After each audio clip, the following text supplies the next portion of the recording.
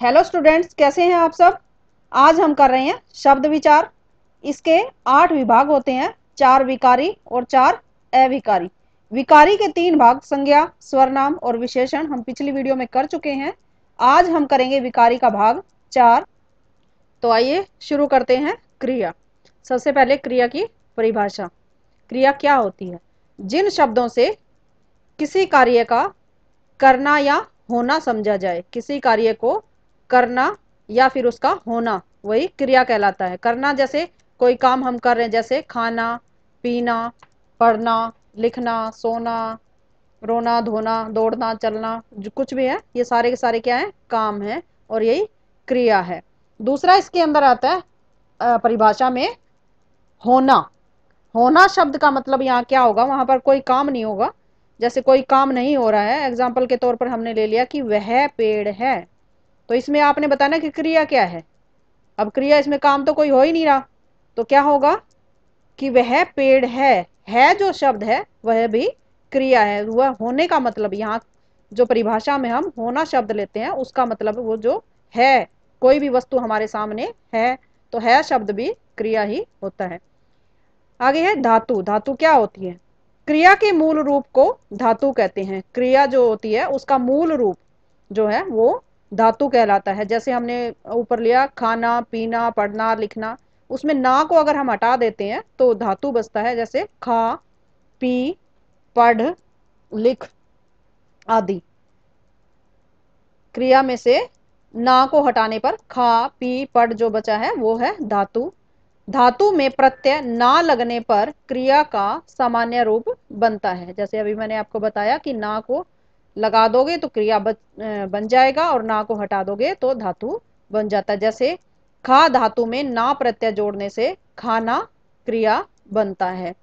धातु के 2 भेद होते हैं। नंबर 1, मूल धातु। मूल धातु यानी कि जो अपने आप में स्वतंत्र होती है, किसी दूसरे पद या प्रत्यय पर आश्रित नहीं होती। यानी कि वो क्या होती है? स्वतंत्र होती है, उसमें कुछ प्रत्यय वगैरह नहीं होता है। जैसे खा, पी, ये क्या है? मूल धातु। जैसे तू खाना खा, इसमें क्या है? खा क्या है? मूल धातु है। तू दूध पी, इसमें पी शब्द क्या है? धातु है। नंबर 2 है यौगिक। यौगिक जैसे आपको नाम से ही पता चलता है, योग यानी कि जोड़ होता है, तो यौगिक में यानी कि कुछ ना कुछ इसमें जुड़ा होता है। तो क्या है इसकी परिभाषा? यह मूल धातु में किसी प्रत्यय या दूसरी मूल धातु के जुड़ने पर यौगिक धातु बनती है। मूल धातु के अंदर या तो प्रत्यय जुड़ेगा या फिर कोई दूसरी मूल धातु जुड़ेगी, तभी यह यौगिक होगी। यौगिक यानी कि जोड़। क्या जुड़ेगा इसमें? या तो प्रत्यय या फिर दूसरी धातु। जैसे उठना, चलना, खाना, पीना आदि। वह खा रहा है, उदाहरण के तौर पर क्या है? वह खा रहा है, इसमें खा जो है, यहाँ खा जो शब्द है वह रहा पर आश्रित है। रहा इसमें क्या है? आश्रित है। क्रिया के 2 भेद होते हैं। आगे क्रिया के 2 भेद हैं। नंबर 1, सकर्मक। जिन क्रियाओं के कार्य का फल कर्ता को छोड़कर कर्म पर पड़ता है, जैसे जो क्रियाएं होती हैं उसका फल जो है कर्ता पर नहीं होता बल्कि कर्म पर होता है, तो वो क्या होती है? सकर्मक क्रिया होती है। जैसे बच्चा गेंद से खेलता है। अब खेल कौन रहा है? बच्चा। बच्चा क्या है इसमें? कर्ता है। और गेंद क्या है? कर्म है। यानी कि किस से खेल रहा है वो? गेंद से। कोई वस्तु है, वो क्या होती है? इसमें कर्म होती है। खेलना, खेलता है क्या है? क्रिया है। क्या काम किया जा रहा है? खेला जा रहा है बच्चे के द्वारा। और किस से खेल रहा है वो? गेंद से। तो गेंद क्या है यहाँ पर? सकर्मक क्रिया है। यहाँ खेलने का कर्म गेंद पर पड़ रहा है, तो गेंद क्या है? कर्म है। नंबर 2, अकर्मक क्रिया। जिन क्रियाओं के कार्य का फल कर्ता में ही रहता है, यानी कि किसी दूसरी वस्तु के ऊपर नहीं जाता बल्कि जो करता है, काम को करने वाला है, उसी के ऊपर ही इसका फल पड़ता है, उन्हें अकर्मक क्रिया कहते हैं। जैसे वह पढ़ता है, इसमें पढ़ना क्रिया का फल वह पर पड़ता है। जैसे अगर हमने वह लिया है, यानी कि वहां पर कोई नाम भी ले सकते हैं, राम पढ़ता है, तो क्रिया क्या है इसमें? पढ़ना। सॉरी, यहाँ पर ये पढ़ता नहीं आएगा, ढ आएगा यहाँ पर, पढ़ता। तो इस जैसे हमने शब्द ले लिया यहाँ पर वह की जगह राम, राम पढ़ता है। अगर हम राम की जगह कोई दूसरी लड़की का नाम लिख देते हैं, हमने लिखा गीता, तो गीता लिखेंगे तो क्या आ जाएगा, पढ़ता की जगह पढ़ती हो जाएगी। तो क्रिया किसको देखकर बदल रही है, कर्ता को देखकर बदल रही है, तो यहां पर अकर्मक क्रिया होगी। आगे है सकर्मक क्रिया। सकर्मक क्रिया के भी दो भेद होते हैं, हमने ऊपर किया भी अकर्मक और सकर्मक क्रिया। तो सकर्मक के दो भेद होते हैं, एक कर्मक और द्विकर्मक। एक कर्मक, अब इन दोनों की पहचान के लिए हमें इससे इजी हो जाएगा हमें इसको पहचानना कि वो किसी भी वाक्य को अगर हम पहचानेंगे तो देखेंगे कि उसमें एक कर्म है या दो कर्म है। उसकी पहचान के लिए मैंने यहाँ आपको दो शब्द बताए हैं। जैसे पहचान क्या शब्द है, क्या को अगर हम वाक्य के साथ लगाएंगे और उससे अगर हमें उत्तर मिल रहा है तो वो क्या होगा, एक कर्मक होगा। जैसे माँ खाना पका रही है, इसमें क्रिया क्या है, काम क्या हो रहा है, पकाना, पकाया जा रहा है, लेकिन क्या पकाया जा रहा है, खाना। तो हमें क्या से इसका उत्तर मिला है, क्या से उसका उत्तर मिला खाना, तो खाना क्या है, कर्म है, यहां पर एक कर्मक हो गया ये। अब दूसरे में लेंगे हम द्विकर्मक। द्विकर्मक यानी कि जहां पर दो कर्म होते हैं, उसकी पहचान के लिए हमने दो शब्द लिए हैं, क्या और किसको। इन दोनों शब्दों को हम एक कर्मक में रखकर भी देख सकते हैं।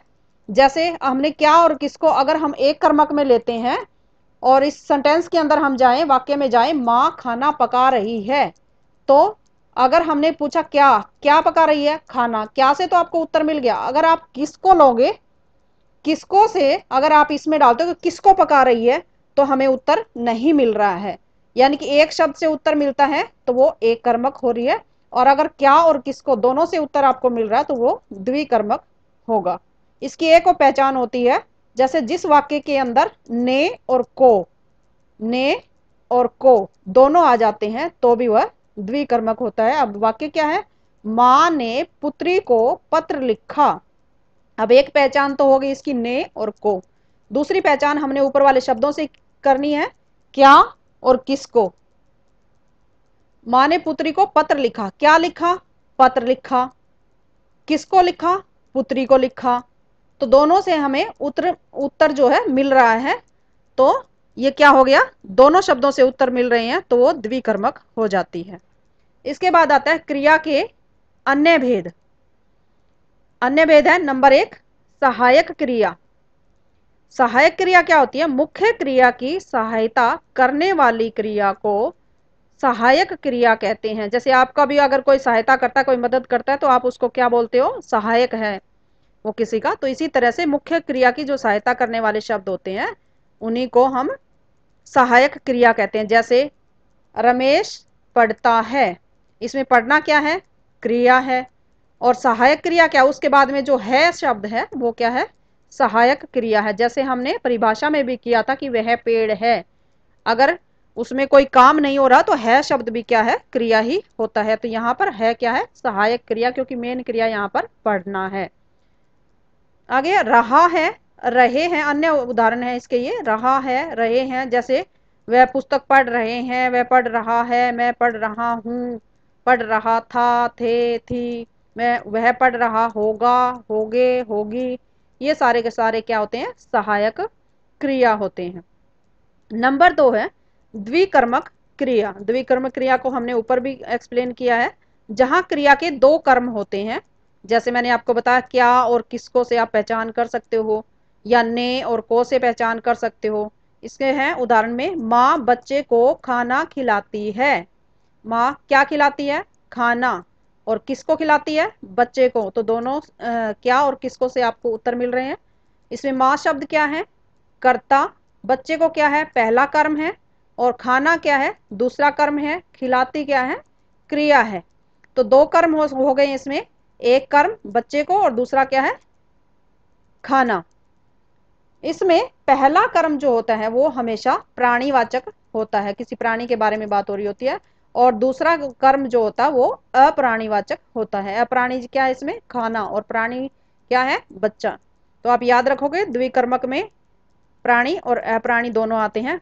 नंबर 3 है पूर्वकालिक क्रिया। पूर्व का मतलब आपको यहां से पता चल जाता है नाम से ही, पूर्व का मतलब होता है पहले, पहले की क्रिया। कर्ता एक क्रिया समाप्त कर उसी क्षण कोई दूसरी क्रिया का आरंभ करता है, यानी कि एक काम खत्म होता है और तभी दूसरा शुरू हो जाता है, तो पहली क्रिया पूर्वकालिक क्रिया कहलाती है। पहली क्रिया, जो दो क्रिया होंगी, एक काम एक साथ दो क्रिया हो रही है, तो पहला जो काम होता है वो क्या होता है, पूर्वकालिक क्रिया होगा। जैसे वह खाकर सो गया, इसमें दो काम हो रहे, एक तो उसने खाया और दूसरा वो सो रहा है, दो काम किए।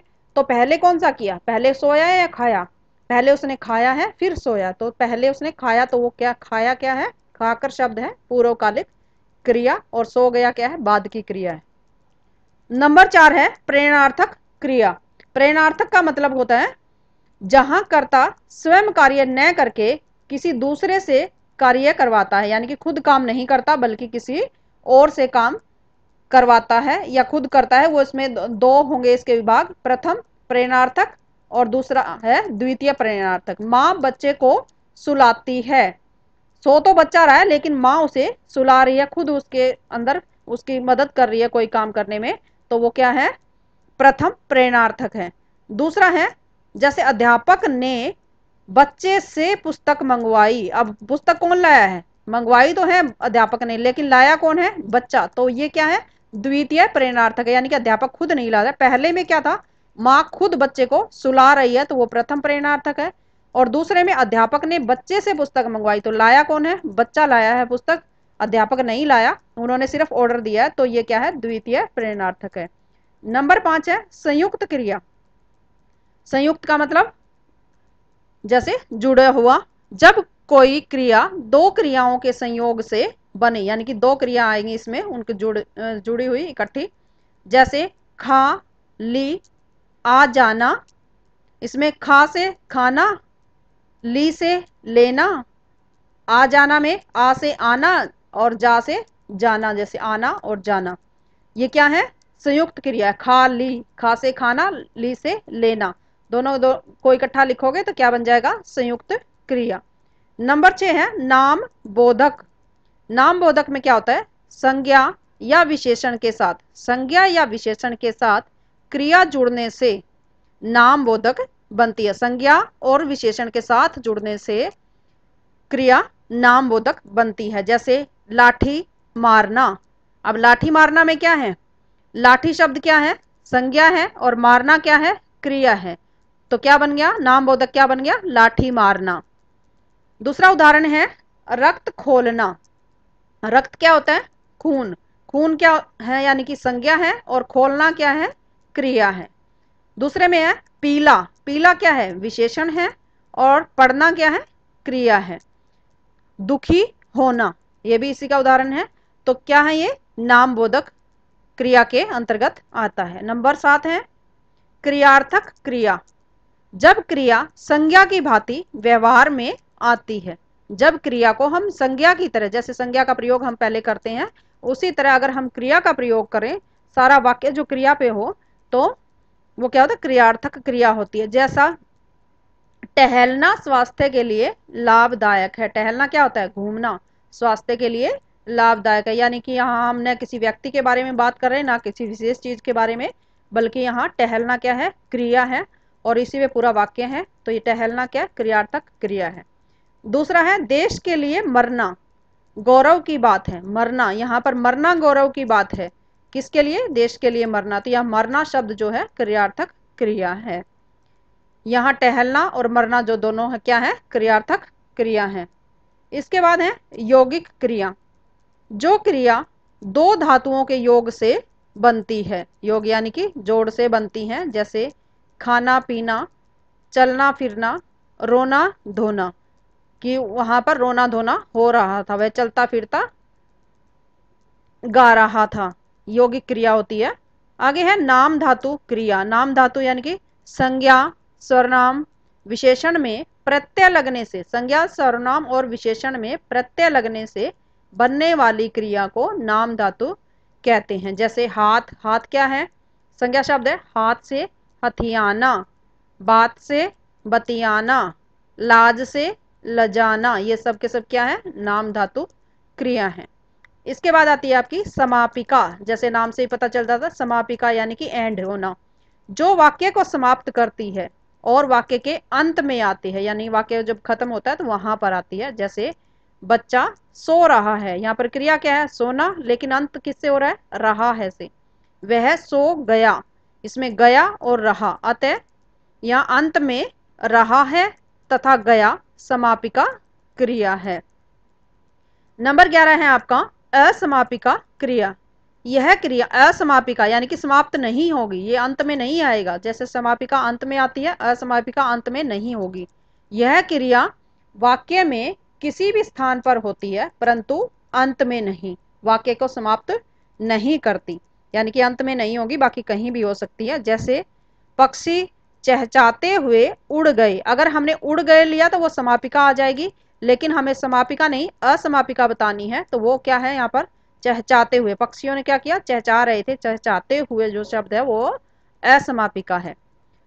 नंबर 12 है अनुकरणात्मक क्रिया। अनुकरण करना यानी कि किसी भी आवाज की ऊपर जो क्रिया व्यक्तियों, प्राणियों, वस्तुओं की ध्वनियों के अनुकरण पर बनाई जाती है, किसी भी व्यक्ति की, प्राणी की या वस्तुओं की ध्वनियों पे, आवाज के ऊपर बनाई जाती है, अनुकरण के ऊपर बनाई जाती है। जैसे खटखट, किसी की आवाज है तो खटखटाना, हिन हिन है तो हिन हिनाना। हिन हिन क्या होता है, जैसे घोड़ा जो आवाज करता तो उसको हिन हिनाना कहते हैं।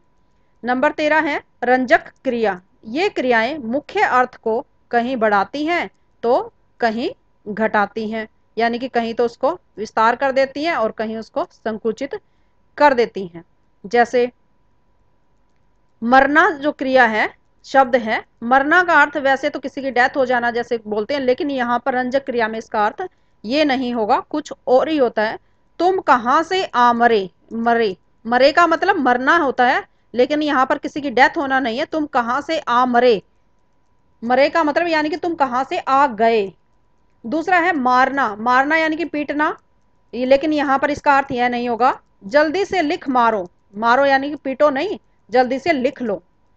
आगे है उठना, मेरा मन रो उठा, उठने का मतलब ये नहीं कि खड़ा होकर चल दिया, मेरा मन रो उठा यानी कि रोने लगा।